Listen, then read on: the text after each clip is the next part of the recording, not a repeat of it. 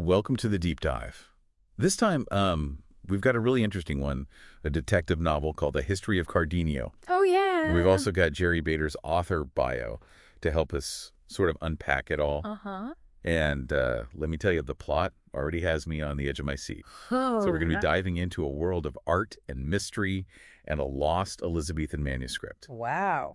The question is, are our main characters the Bulbecks, savvy entrepreneurs, or are they descendants of literary royalty? Let's find out.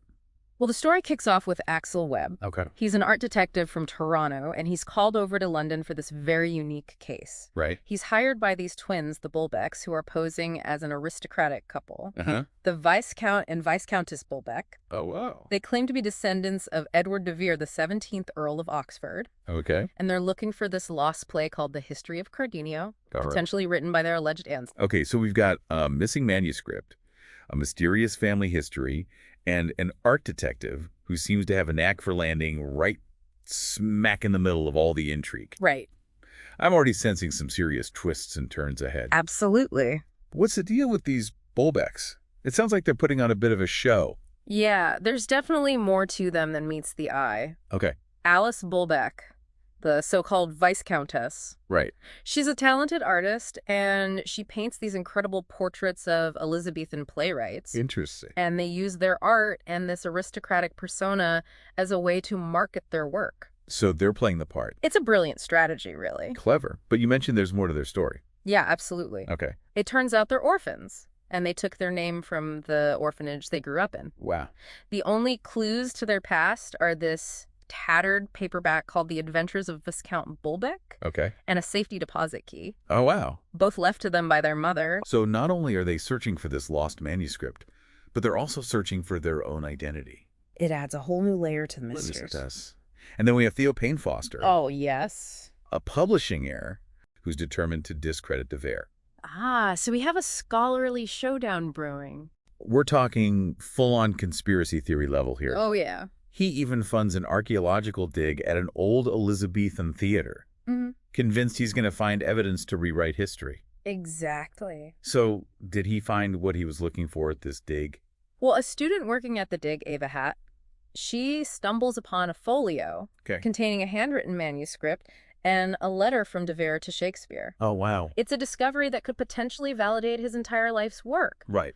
But here's the catch. What's that? She keeps it for herself. Wait, she finds this incredibly valuable manuscript and just decides to hold on to it? Why? Right. It's a huge find. And maybe she wasn't sure what to do with it. Okay. But then things take a dramatic turn. What happens? She has a confrontation with Theo, falls down the stairs, and ends up with amnesia Oh, no. at the Steele's Lane Clinic. Wow. Which, coincidentally, is the same clinic where the Bulbeck twins were born. It's almost as if fate is intentionally weaving their lives together. Right. Yeah, that's quite a coincidence. It is. So now we've got Theo obsessed with finding this manuscript, visiting Ava in the hospital, Yeah. but she doesn't even remember finding it right. Exactly. And here's where things get really interesting. Okay. Theo unknowingly reinforces her amnesia by giving her a copy of The Adventures of Viscount Bulbeck, What? the same book that was the only clue to the Bulbeck twins' past. Oh my goodness. So he's pushing her deeper into their story without even realizing it. He has no idea. Meanwhile, what's Axel up to during all of this?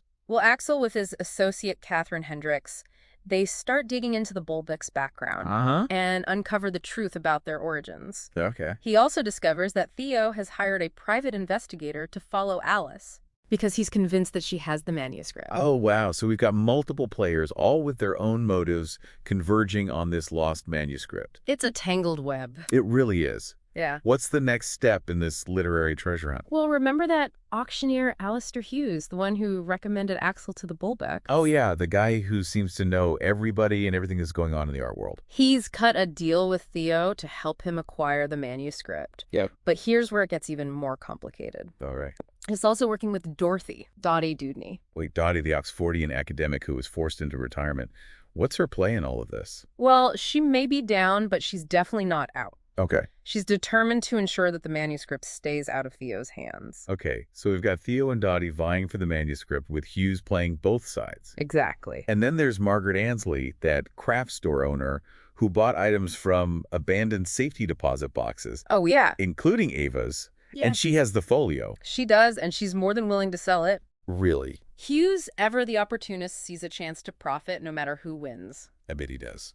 So he sells the folio and Alice's name to Theo, Oh my gosh. promising Margaret a share of the profits. This is getting complicated. But then we've got Sally Fitzpatrick, the daughter of the antique dealer who originally bought Ava's safety deposit box, entering the scene. Right. She remembered the folio and joins forces with Alice and Edward to track it down. It's amazing how everyone is connected. It really is. Right. And they enlist Dottie's help to arrange this high-stakes auction with Theo and another wealthy Oxfordian, Walter Marsh, as the primary bidders. Yeah. It's like a literary showdown with the fate of the Cardenio manuscript hanging in the balance. It really is. And Hughes is orchestrating the whole thing from behind the scenes. Oh, of course. This is shaping up to be quite the climax. But I'm dying to know who walks away with the prize. Well, that's where things take a completely unexpected turn. Oh no, you're going to have to leave it there for now. I know, right? Don't worry, listener. We'll be back soon to reveal the surprising winner and unpack what this all means. It's a good one. Stay tuned. Can't wait. All right, so you left us hanging with that cliffhanger. Who in the world could outbid these literary titans for the lost manuscript? Well, remember Hibiki Sato, the Yakuza Oyabun we met in that Japanese art forgery case? Oh, yeah. He makes a surprise appearance, outbidding everyone. Really? Theo Marsh, even the cunning Hughes. So Hibiki gets the manuscript. It seems Hibiki has a taste for rare artifacts. Wow, talk about unexpected.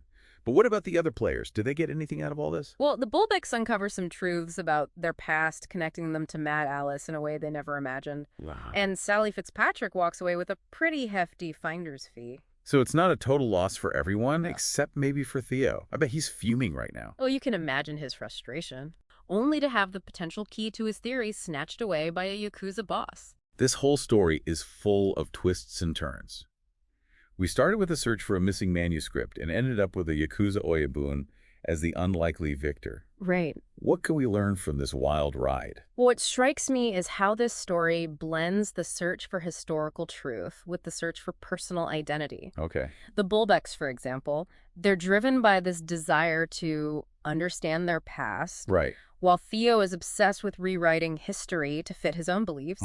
And then there's Ava, caught in the middle, her identity literally fragmented by amnesia. It's like each character is searching for something, piecing together their own narratives alongside the mystery of the manuscript. Exactly, and their paths keep intersecting in these fascinating ways. And the story doesn't offer any easy answers, does it? No, it really doesn't. It leaves us with questions about the nature of truth and the stories we construct about ourselves in the past. Yeah. For instance, we never actually get confirmation that the manuscript is authentic. Oh, really? We just have Hughes' word, and we know he's not the most reliable source. So it's entirely possible that Hibiki, with all his wealth and influence, might have just purchased a very expensive forgery. That's a good point. Talk about a twist. That possibility likely delights Theo, actually, Really? who wanted to prevent anyone from finding proof of de Vere's authorship. Right. In a way, he might have achieved his goal, even if it meant losing the manuscript itself. That's a great point. He could easily spin this to his advantage, Absolutely. claiming that the auction was a hoax designed to discredit the Oxfordian theory. Exactly. And without concrete proof, it becomes a matter of perspective of who you choose to believe. Right. Which, when you think about it, is very much in line with the debate surrounding Shakespeare's authorship in the first place. It really is. You know, this reminds me of something you mentioned earlier, the Oxfordian theory. Yeah. I think some of our listeners might not be familiar with that. Can you explain it a bit more? Sure. Oxfordians believe that Edward de Vere, the Earl of Oxford, actually wrote the plays that are attributed to William Shakespeare. They point to de Vere's education travels and connections to the Elizabethan court as evidence. They argue that Shakespeare, a commoner with limited formal education, couldn't have possibly written such sophisticated works. So Thea's obsession with finding this manuscript is essentially about validating his belief. And Dottie, despite her opposition to Theo, is likely driven by a similar desire to uncover the truth about Shakespeare's authorship.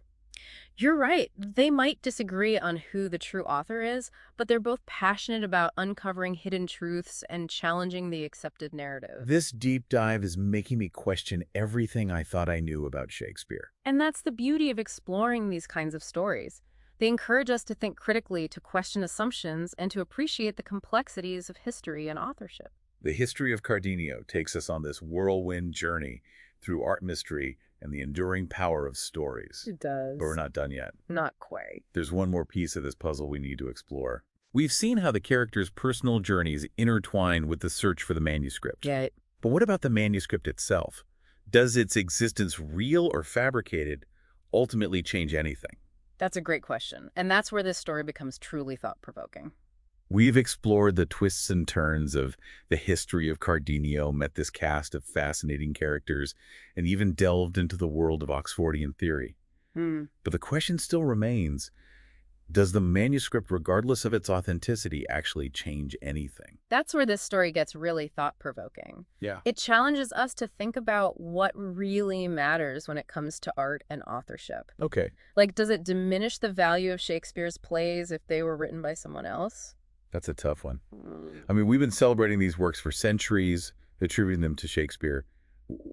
Would knowing the true author change how we experience the plays? Would it make them less impactful? It's interesting to consider, isn't it? We often place so much emphasis on the creator, on the mythos surrounding the artist, but what if the art itself is what truly endures? That's a good point. You're making me think about all those anonymous works of art throughout history. We might not know who created them, but we still appreciate their beauty and power. Maybe the true legacy lies in the work itself and not in the name attached to it. Precisely. And the history of Cardenio, whether the manuscript is authentic or not, serves as this reminder that art can transcend its creator. It can spark debate, inspire passion, and connect us across time and cultures. And that's what makes this deep dive so rewarding. Right. We've uncovered these layers of intrigue, explored complex questions about identity and truth, and ultimately arrived at this deeper appreciation for the power of stories. It's a reminder that sometimes the journey is just as important as the destination. The search for answers can be more illuminating than the answers themselves, and in the case of the history of Cardenio, that journey leads us to this fascinating intersection of art history and the enduring allure of literary mystery. So, dear listener, as we wrap up this deep dive, we leave you with a final thought to ponder. Does the name on the cover truly matter if the story within continues to resonate with readers centuries later? Until next time, keep exploring.